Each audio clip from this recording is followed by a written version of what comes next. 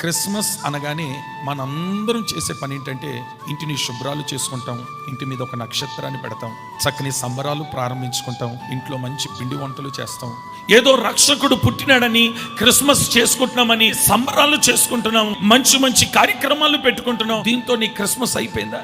నీవు అలంకరించిన నీ ఇంటిని బట్టి, చేసుకున్న పలహారాలని బట్టి నీ హృదయం సంతోషిస్తుందా? నీ మనస్సులో ఒక ఆదరణ అనేది నీకుందా? మనస్సులో ఒక నెమ్మది అనేది నీకుందా? కొత్త వస్త్రాలు వేసుకున్నంత మాత్రం నీ కలవరం తొలగిపోయిందా? ఇంటిని అలంకరించుకున్నంత మాత్రం నీ గుండెల్లో ఉన్న వేదన తొలగిపోయిందా? ఇంకా ఏం చేసుకుంటావు క్రిస్మస్ అని? ఒక కేక్ కోస్తే మాత్రం అయిపోయిందా?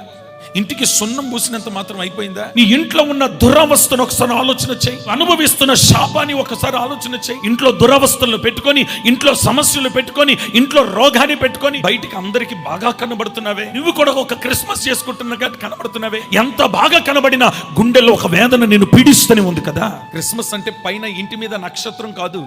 క్రిస్మస్ అంటే ఇంటిని శుభ్రంగా అలంకరించుకోవడం కాదు. క్రిస్మస్ అంటే ఒంటి మీద వేసుకున్న బట్టలు కాదు. క్రిస్మస్ అంటే ఏంటో తెలుసా? నీ ఇంట్లో సమాధానం ఉండడమే క్రిస్మస్. నీ ఇంట్లో ఆరోగ్యం ఉండడమే క్రిస్మస్. ఇంట్లో నెమ్మది ఉంటే అదే క్రిస్మస్. ఇది క్రిస్మస్ అంటే.